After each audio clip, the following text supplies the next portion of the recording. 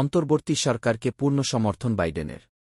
মার্কিন president Joe বাইডেনের সঙ্গে দ্বিপক্ষীয় বৈঠক করেছেন অন্তর্বর্তী সরকারের প্রধান উপদেষ্টা ড মুহাম্মদ ইউনুস।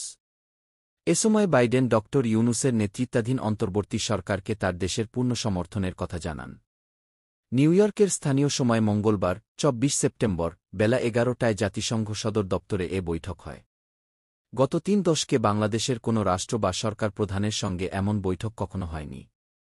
বাংলাদেশে রাজনৈতিক পট পরিবর্তনের পর দুই দেশের মধ্যে সম্পর্ক আরও গভীর হয়েছে।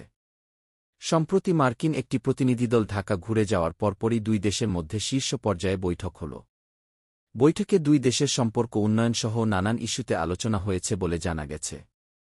বৈঠকে ড ইউনুস বিগত সরকারের আমলে নিপীড়নের বিরুদ্ধে শিক্ষার্থীদের সাহসী ভূমিকা ও বাংলাদেশ পুনর্গঠনে তাদের গুরুত্বপূর্ণ অবদানের কথা জো বাইডেনকে জানান। অধ্যাপক ড ইউনুস জোর দিয়ে বলেন, দেশ পুনর্গঠনে তার সরকারকে অবশ্যই সফল হতে হবে। এ সময় মার্কিন প্রেসিডেন্ট বাইডেন যেকোনো সাহায্যে বাংলাদেশ সরকারের পাশে থাকার আশ্বাস দেন। প্রেসিডেন্ট বাইডেন বলেন, শিক্ষার্থীরা যদি দেশের জন্য এত ত্যাগ স্বীকার করতে পারে, তাহলে তাদেরও যুক্তরাষ্ট্র সরকার পূর্ণ সহযোগিতা করা উচিত।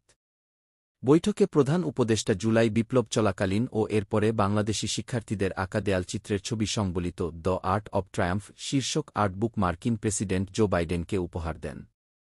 জাতিসংঘ সাধারণ পরিষদের ৭৯তম অধিবেশনে যোগ দিতে সোমবার নিউ ইয়র্ক পৌঁছান অন্তর্বর্তী সরকারের প্রধান উপদেষ্টা ড মুহাম্মদ ইউনুস।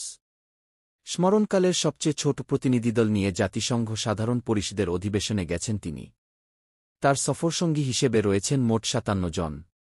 জাতিসংঘের সাধারণ অধিবেশনে প্রধান উপদেষ্টার সঙ্গে নেদারল্যান্ডসের প্রধানমন্ত্রী, পাকিস্তানের প্রধানমন্ত্রী, নেপালের প্রধানমন্ত্রী, ইউরোপীয় কমিশনের প্রেসিডেন্ট, যুক্তরাষ্ট্রের পররাষ্ট্রমন্ত্রী, জাতিসংঘ মহাসচিব, জাতিসংঘের মানবাধিকার সম্পর্কিত হাইকমিশনার, বিশ্বব্যাংক গ্রুপের প্রেসিডেন্ট, ইউএসএআইডি প্রশাসকের বৈঠক অনুষ্ঠিত হবে। আগামী ২৭ সেপ্টেম্বর জাতিসংঘের সাধারণ পরিষদের অধিবেশনে ভাষণ দেবেন ড মুহাম্মদ ইউনুস। পরবর্তী আপডেট পেতে চ্যানেল সাবস্ক্রাইব করে বেল আইকনটি চালু করে রাখুন।